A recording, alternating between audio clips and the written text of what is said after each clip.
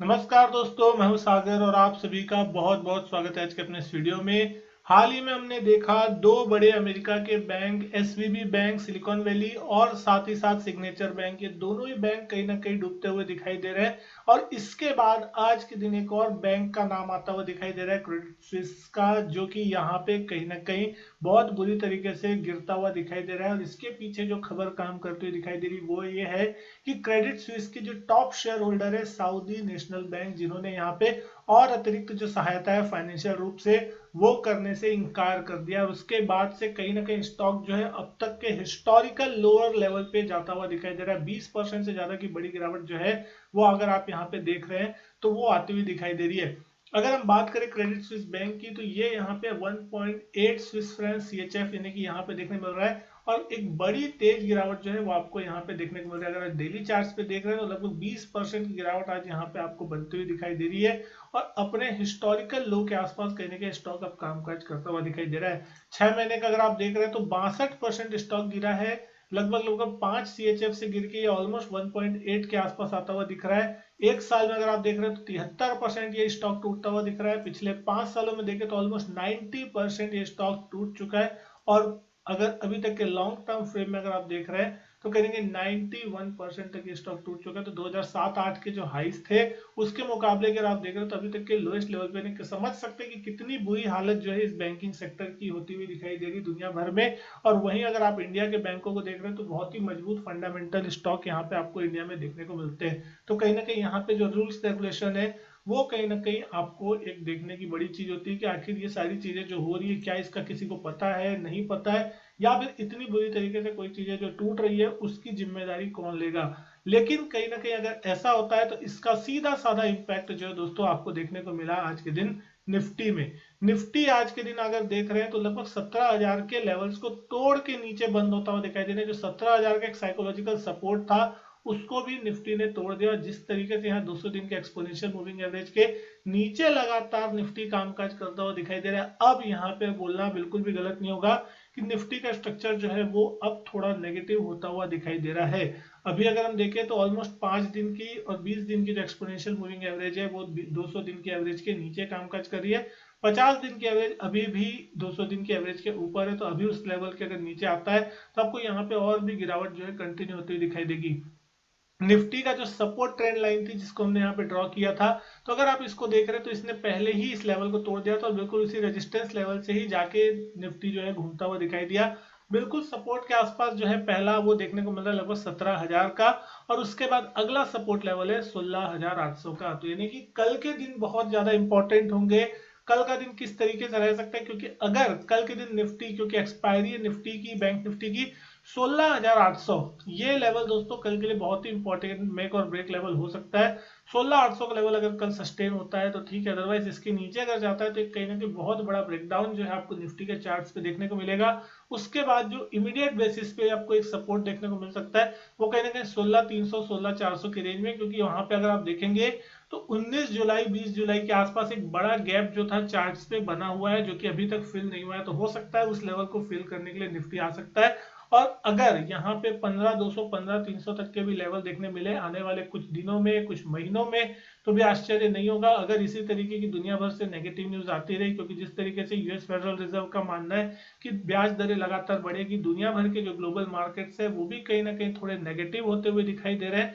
और उसका एक नेगेटिव सेंटिमेंटल इफेक्ट, और साथ ही साथ अगर निफ्टी का स्ट्रक्चर, बैंक निफ्टी का स्ट्रक्चर अगर आप देखेंगे तो नेगेटिव होता हुआ दिख रहा है। और उस कंडीशन में फिर लगातार आपको एक सेलिंग देखने मिलेगी, क्योंकि 200 दिन की एवरेज के ऊपर लगातार जब मार्केट चलता है तो आपको एक कंसिस्टेंट बाइंग देखने मिलती है। पिछला पूरा 2022 का अगर हम देख रहे हैं तो एक कंसोलिडेशन भरा मार्केट था, गिरावट देखने मिली थी, लेकिन फिर रिकवरी भी एक अच्छी खासी होती दिखाई दी थी। हमने 18,900 तक के हाईज भी जो थे लगभग छुए थे, लेकिन उसके बाद फिर से अब एक करेक्शन की शुरुआत हो रही है। तो अब यहाँ पे निफ्टी की गिरावट में और कौन कौन से स्टॉक है जो यहाँ पे आपको देखने को मिल सकते हैं। लेकिन अगर हम बात करें बैंक निफ्टी की तो बैंक निफ्टी में भी आपको एक बेरिशनेस देखने मिल रही है। 200 दिन का एवरेज यहाँ पे भी ऑलमोस्ट टूटता हुआ दिख रहा है।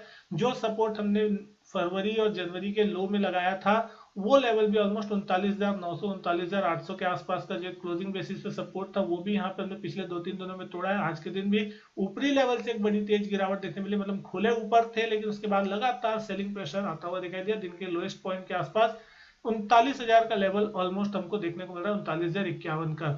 अब बैंक निफ्टी में अगला सपोर्ट कहाँ आता हुआ दिख सकता है, तो हमने बात की थी कि 37,600 37,700 एक बड़ा सपोर्ट का लेवल होगा, जो कि निफ्टी में 16,800 के लेवल के आसपास था। और वहीं अगर हम बात करें दूसरा सपोर्ट लेवल जो उससे पहले आता है, वो 38,600 38,500 की रेंज में, यानी कि यहाँ से भी 400-500 पॉइंट के नीचे अगर आप यहाँ बैंक निफ्टी गिरता है तो एक सपोर्ट वहां देखने मिल सकता है। वो नहीं तो फिर उसके बाद सीधा सीधा आपको 38,000 37,600 वो लेवल होंगे जहां पे आपको अगला सपोर्ट बैंक निफ्टी में बनता हुआ दिखाई देगा। और अगर वो लेवल टूट जाता है तो उसके बाद आपको यहाँ पे और एक बड़ा फ्री फॉल जो है देखने मिल सकता है। बैंकिंग स्टॉक फिर कहीं ना कहीं यहाँ पे ब्लड बाथ में जा सकते हैं, क्योंकि अगर दुनिया भर में अगर आप ये न्यूज आनी चालू हो गई कि ये बैंक डूब रहे हैं, वो बैंक डूब रहे हैं अलग अलग देशों में, और कुछ कुछ ऐसी रेगुलेटरी समस्या देखने मिली जो कि मार्केट मान के एक्सपेक्ट करके नहीं चल रहा है, तो खासकर बैंकिंग सेक्टर में यहाँ पे एक बहुत बड़ा डेंट जो आगे चल के पड़ता हुआ दिख सकता है। निफ्टी के ऑप्शन चेन डेटा की भी अगर हम बात कर रहे हैं, तो निफ्टी के ऑप्शन चेन डेटा में 17,000 का लेवल कल के दिन बहुत इंपॉर्टेंट होगा। आज हम 17,000 के नीचे जाके बंद हुए। ऑलमोस्ट 97,000 कॉन्ट्रैक्ट का पुट में ओपन इंटरेस्ट बना हुआ है, 19,000 कॉन्ट्रैक्ट जो है अनवाइंड हुए। कहीं ना कहीं जो है पुट से लोग निकलते हुए दिखाई दे रहे हैं, क्योंकि उनको नहीं लग रहा है कि शायद कल ये लेवल बचेगा या नहीं बचेगा। लेकिन 17,000 के कॉल पे एक जबरदस्त राइटिंग देखने मिल रही है।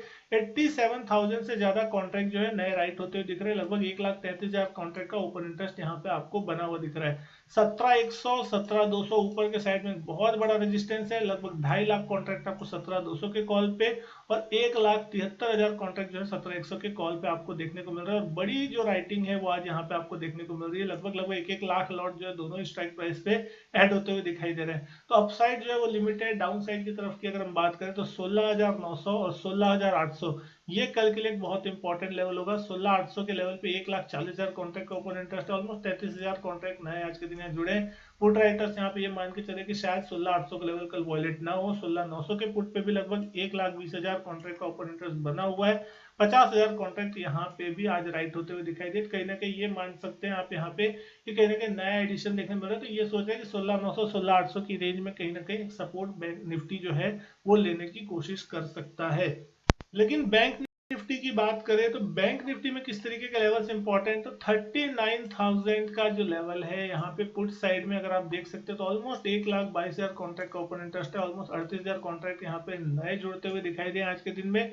172 रुपए के प्रीमियम चल रहे हैं। मार्केट ये मान के चलेगा कि शायद ये लेवल कल ना टूटे, लेकिन अगर टूटता है तो फिर जो अगला सपोर्ट आएगा सीधा 38,500 और फिर 38,000 के लेवल पे, जहां पे आपको 73,000 कॉन्ट्रैक्ट का ओपन इंटरेस्ट देखने मिल रहा है। तो पुट साइड में ज्यादा बड़ी पोजीशंस आपको देखने नहीं मिल रही है, ना ही कोई ज्यादा बड़ा एडिशन देखने मिल रहा है, क्योंकि अगर गिरावट यहाँ पे किसी कारण से बढ़ती है तो फिर कहीं ना कहीं पुट राइटर्स जो है बहुत बुरी तरीके से फंसेंगे। और कहीं ना कहीं वॉलिटिलिटी जो बढ़ती है उसके कारण पुट राइटर्स को बहुत ज्यादा नुकसान होता है, क्योंकि प्रीमियम बहुत तेजी से शूटअप होनी चालू होती है, और उस कंडीशन में पुट राइटर्स को और ज्यादा पैसे चुकाने पड़ते हैं, जिसके कारण उनको बहुत बड़ा नुकसान देखने को मिलता है।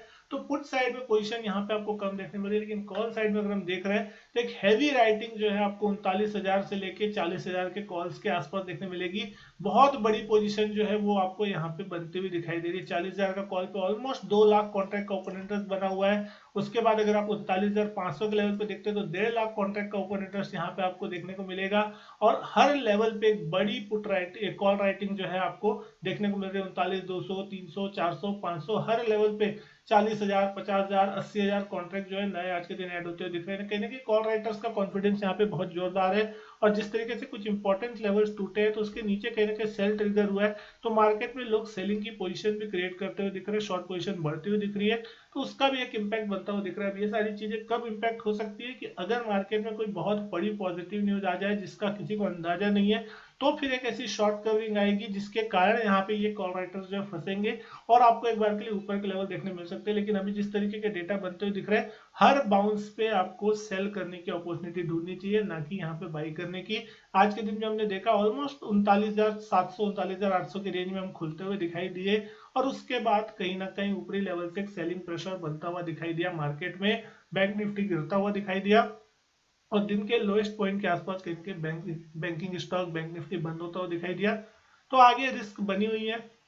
प्रॉपर हेजिंग डेफिनेटली करके रखें अपनी पोजीशन की। अगर आपके पास कोई बाइंग पोजीशन है, हेज करके चले अपनी पोजीशंस को, दोनों ही साइड ऊपर या नीचे गैप अप गैप डाउन की संभावना लगातार बनी रहेगी आपके लिए। देखना होगा किस तरीके से कल के दिन मार्केट यहाँ पे कामकाज करता हुआ दिखता है। तो उम्मीद करता हूँ दोस्तों वीडियो पसंद आई होगी। वीडियो अच्छी लगी तो वीडियो लाइक करें, शेयर करें, चैनल नहीं किया सब्सक्राइब, चैनल सब्सक्राइब जरूर करें। मैं आपसे मिलता हूं अपने नेक्स्ट वीडियो में, तब तक के लिए goodbye and thank you.